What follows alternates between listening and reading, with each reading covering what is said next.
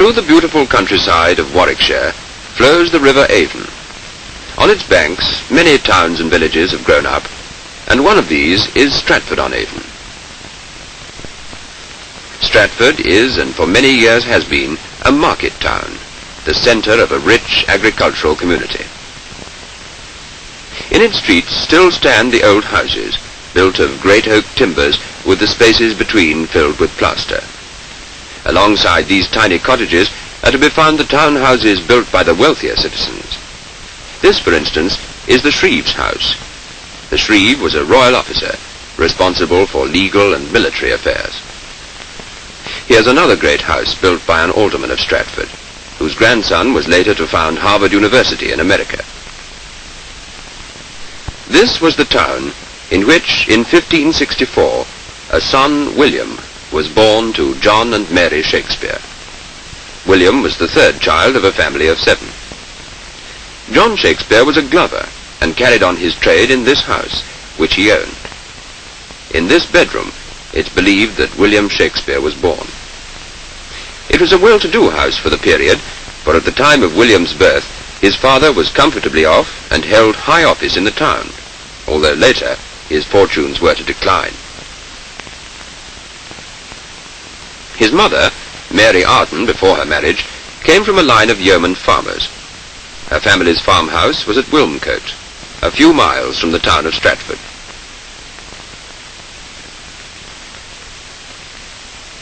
This was the grammar school which William would have attended. Here he would have received the little Latin and less Greek, which his friend Ben Jonson was later to attribute to him. But that was hardly true, for the education he received was a good one for those days. The crafts of the countryside have changed little even in 400 years, and very likely he saw the thatcher at work upon this very roof, for this was the home of a family friend, Richard Hathaway. And when Shakespeare was 18 years old, he married Hathaway's daughter, Anne. Here is the kitchen with the brick bread oven, sealed by an oak door. William and Anne had 3 children, Hamnet and the twins Judith and Susanna. Of these, the boy Hamnet died in his 13th year.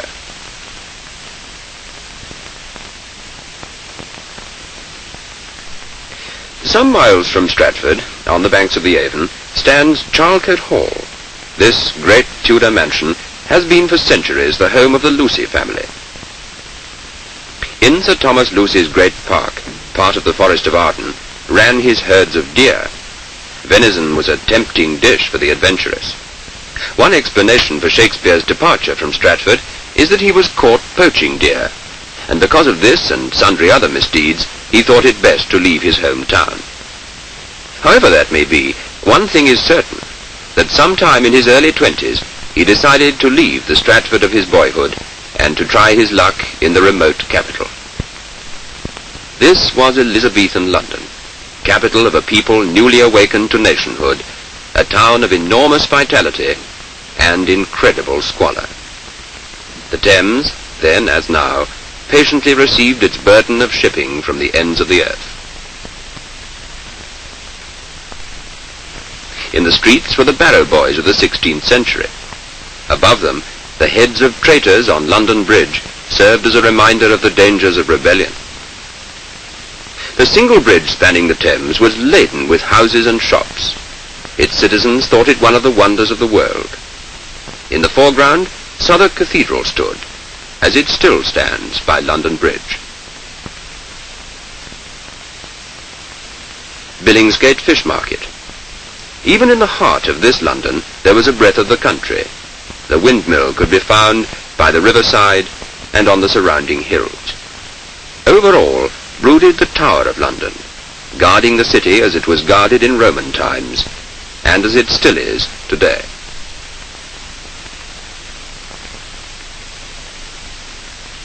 This, then, was the London to which Shakespeare came to try his fortune.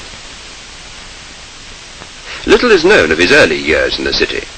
Tradition has it that his first job was to hold the horses of the customers at the theatre which existed then at Shoreditch on this site, the first London building which was designed for the performance of plays.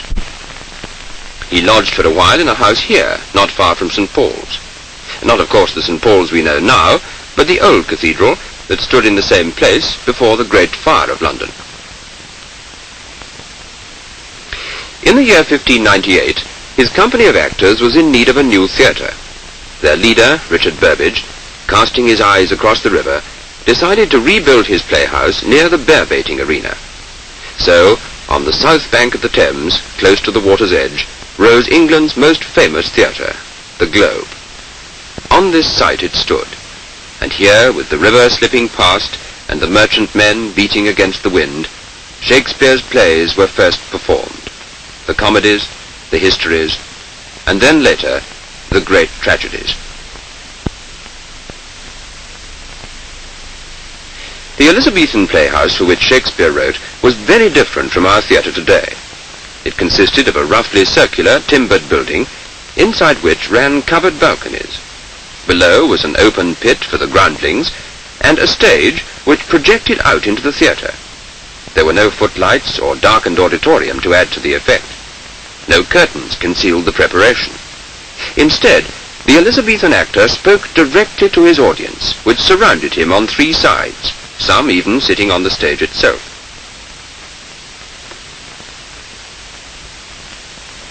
Let us watch the start of King Henry V on this modern stage, which represents, so to speak, the bare bones of an Elizabethan stage.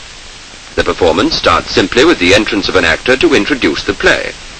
He's apologizing to his audience for attempting to portray such great events within this wooden O, as Shakespeare calls his circular theatre.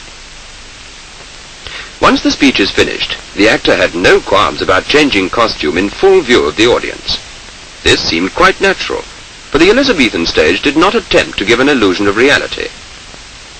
The action continues on the balcony, which ran over the top of the stage, as the Archbishop of Canterbury and the Bishop of Ely confer together. Below, the King's court is assembling. Scenery was almost non-existent in those days. The action of the play and the dialogue of the players laid the scene effectively enough to the audience in the Globe. Notice the use of the inner stage behind the curtains. This was a most useful device, which could be made to serve as a cave, bedchamber, or anything similar that the play might call for. Here it represents the throne room, in which King Henry V is to hold his court.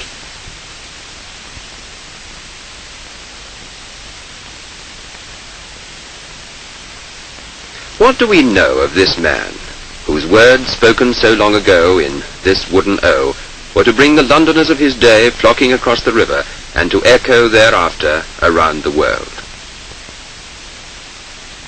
We know he was generous, for many borrowed from him, that he was well liked and respected, for even his enemies honored his uprightness of dealing.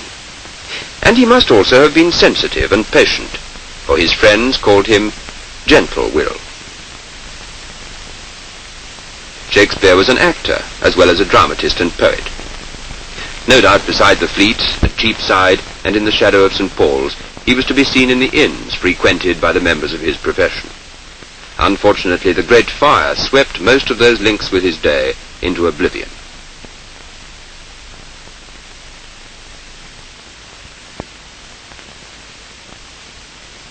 By 1605, London had taken him enthusiastically to her heart. Yet still, above the royal approbation, the applause of the crowd, and the bustle of Thameside, he heard the insistent murmurings of the Avon River and his country home. Are not these woods more free from peril than the envious court? When daisies pied and violets blue, and lady smocks all silver white, and cuckoo buds of yellow hue, do paint the meadows with delight. So Shakespeare, in the midst of his success, and while still in middle age, returned to Stratford, where he bought a house which stood here, called New Place. On April the 23rd, 1616, in his 53rd year, he died in Stratford, and was buried in Holy Trinity Church, beside the Avon River. Let his friend Ben Jonson write his epitaph. Sweet Swan of Avon, what a sight it were to see thee in our waters yet appear, and make those flights upon the banks of Thames. Triumph, my Britain, thou hast one to show, to whom all scenes of Europe homage owe. He was not of an age, but for all time.